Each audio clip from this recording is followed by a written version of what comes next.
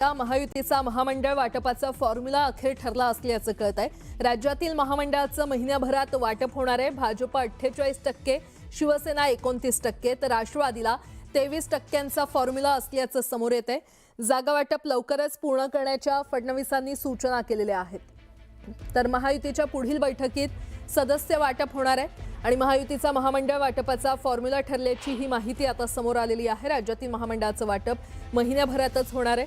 तर जागा वाटप लवकरच पूर्ण करण्याच्या मुख्यमंत्री देवेंद्र फडणवीसांनी सूचना दिलेल्या आहेत। महायुतीच्या फॉर्म्युलानुसार भाजप 48%, शिवसेना 29% आणि राष्ट्रवादी काँग्रेसला 23% महामंडळ मिळणार असल्याची माहिती आहे। त्यामुळे कुठलं महामंडळ कुठल्या पक्षाला मिळणार यावर आता महिन्याभरात शिक्कामोर्तब होणार आहे। महायुतीचा महामंडळ वाटपाचा फॉर्म्युला ठरल्याची माहिती समोर आली आहे आणि या संदर्भात अधिक माहिती देत आहेत आमचे प्रतिनिधी तुषार उपनवर आपल्यासोबत जोडले गेलेले आहेत। तुषार, काय अपडेट? नक्कीच प्राजक्त, आपण जर पाहिलं असेल तर सध्या राज्यामध्ये कोणत्याच निवडणुका नाहीत, मात्र महामंडळ वाटप हे निवडणुकीपूर्वी केलं जाईल असं म्हटलं। तुषार, तुमच्याकडून अपडेट घेत राहू। तुर्तास धन्यवाद या संपूर्ण माहितीसाठी। तर महामंडळाचं महिन्याभरातच वाटप होणार असल्याची माहिती मिळते। जागा वाटप लवकर पूर्ण करण्याच्या मुख्यमंत्री देवेंद्र फडणवीसांनी सूचना दिलेल्या आहेत। या क्षणाची अतिशय मोठी बातमी, महायुतीच्या फॉर्म्युलानुसार भाजप 48%, शिवसेना 29% आणि राष्ट्रवादी काँग्रेसला 23% महामंडळ मिळणार असल्याची माहिती आहे। पुढची बातमी पाहूयात। राज्यासह संपूर्ण देशात आज औषध विक्रेत्यांनी एक दिवसीय बंद पुकारलेला आहे। तर ऑनलाईन औषध विक्री बंद करण्याच्या मुख्य मागणीसाठी हा बंद पुकारण्यात आलाय। तसंच कॉर्पोरेट्सद्वारे अव्यावसायिक सवलत देणं बंद करा आणि बनावट औषध विक्रीला आळा घालावा या मागणीसाठी all India organisation of chemist and ड्रगिस्टनं एक दिवसीय देशव्यापी बंद पुकारलाय। यामुळे देशातील सर्व औषध विक्रेते आपलं दुकान बंद ठेवणार आहेत। डॉक्टरांच्या चिठ्ठीचा गैरवापर, फार्मासिस्ट शिवाय औषध विक्रीमुळे सार्वजनिक आरोग्याशी संबंधित वाढते धोके, यामुळे औषध विक्रीबाबत कठोर नियमावली आणि पारदर्शकता आवश्यक असावी, यासाठी केंद्र सरकारनं कायदे करावेत। या मागणीसाठी ही बंदची हाक देण्यात आलेली आहे।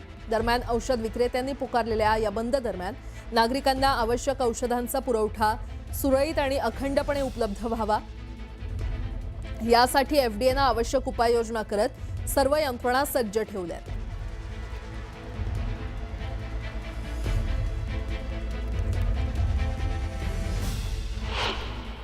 आज देशभरातील औषध दुकानदारांनी एक देशव्यापी संप पुकारलेला आहे। All India organisation of chemist and ड्रगिस्टच्या वतीने आज 20 मे रोजी हा संप पुकारण्यात आलाय। ई फार्मसी म्हणजेच ऑनलाईन औषध विक्री करणाऱ्या बड्या कंपन्या आणि आजकाल धुमाकूळ घालणाऱ्या इन्स्टंट डिलिव्हरीज प्लॅटफॉर्मच्या मनमानी कारभाराविरोधात हा संप आहे। बऱ्याच ठिकाणी किरकोळ औषध विक्रेत्यांचा थेट आरोप आहे की कॉर्पोरेट कंपन्या बाजारात अव्यावसायिक स्पर्धा निर्माण करतात, तर ग्राहकांना आकर्षित करण्यासाठी औषधांवर अवाजवी आणि अनियंत्रित सवलती दिल्या जातात। चुकीच्या किंवा बनावट औषधांमुळे रुग्णाच्या जीवाला धोका निर्माण होऊ शकतो, ही भीती देखील या संपाच्या माध्यमातून व्यक्त केली जाते। म्हणूनच ऑनलाईन औषध कंपन्यांवर कडक नियमांचे बंधन घाला आणि या मनमानी कारभाराला आळा घाला, या प्रमुख मागणीसाठी हा संप पुकारण्यात आलेला आहे। परंतु या दरम्यान आपण बघू शकतोय की काही मेडिकल आज बंद आहेत, तर काही मेडिकल आज चालू दिसत आहेत। आपल्याला असा संमिश्र प्रतिसाद या संपाला मिळतोय आणि हा मुद्दा हाच आहे की सरकार आता या संपाची दखल घेऊन कायदे कडक करणार की ऑनलाईन कंपन्यांची ही मनमानी अशीच सुरू राहणार। व्हिडिओ जर्नलिस्ट रमेश भटसह मी वैदिक कर्णिक, न्यूज 18 मराठी, मुंबई। देशव्यापी औषध विक्रेता बंदच्या पार्श्वभूमीवर प्रशासन आता सज्ज झालेला आहे। औषधांचा पुरवठा सुरळीत ठेवण्यासाठी उपाययोजना करण्यात आलेल्या आहेत। 20 मे रोजी AIOCDच्या वतीनं एकदिवसीय बंदची हाक देण्यात आली आहे। तर अत्यावश्यक औषध पुरवठा अखंडित ठेवण्यासाठी नियंत्रण कक्ष उभारण्यात आले। रुग्णालयांशी संलग्न 24 तास सुरू असणाऱ्या औषध दुकानांशी समन्वय साधण्यात येतोय।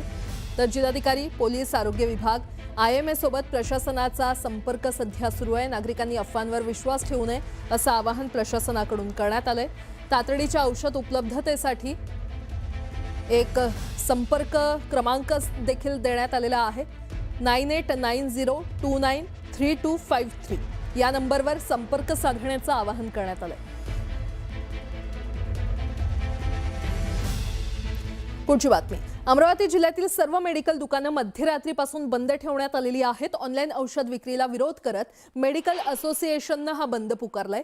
कोरोना काळात लागू करण्यात आलेले होम डिलिव्हरी संदर्भातील नोटिफिकेशन सरकारनं रद्द करावे, तसंच ऑनलाईन औषध विक्री पूर्णपणे बंद करावी अशी मागणी औषध विक्रेत्यांकडून करण्यात येते. जिल्ह्यातील सुमारे 2700 मेडिकल दुकानं या बंदमध्ये सहभागी झाली आहेत. त्यामुळे अत्यावश्यक रुग्णांची गैरसोय होण्याची शक्यता व्यक्त केली जाते.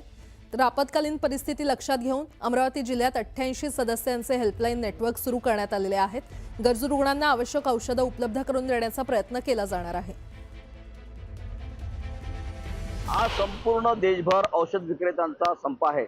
या संपानिमित्त औषध विक्रेत्यांनी आपली दुकानं जी आहे दुकानं बंद ठेवलेली आहे.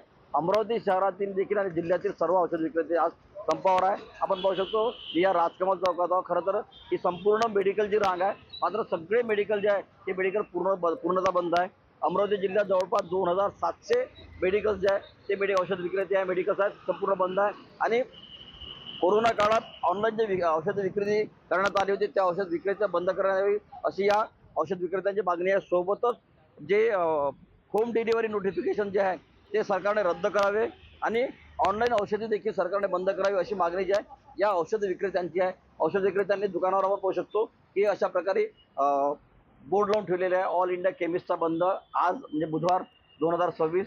ऑनलाईन औषध विक्री बंद करा आणि कॉर्पोरेटद्वारे अव्यावसायिक डिस्काउंट जो दिला जातो तो बंद करा आणि बनावट औषधीपासून देश वाचवा अशा प्रकारचं आवाहन जे आहे ते Amravati district chemist and drugs असोसिएशनच्या वतीनं करण्यात आलेलं आहे. या मेडिकल सगळे जे दुकानं बंद असल्यामुळं याचा त्रास जो आहे तो सर्वसामान्य नागरिकांना सोसावा लागत आहे. मात्र अत्यावश्यक जर असेल तर त्यांच्यासाठी 88 नंबरचे या व्यावसायिकांनी हेल्पलाईन तयार केलेली आहे आणि अत्यावश्यक ज्यांना जर औषधी लागत असेल तर त्यांना औषध दिली तर असं देखील आव्हान जे आहे ते औषध विक्रेत्यांनी केलेले आहे. एकूणच आज जो हा औषध विक्रेता संप आहे यामुळे मात्र सर्वसामान्य नागरिकांना नाहक त्रास सहन करावा लागणार आहे.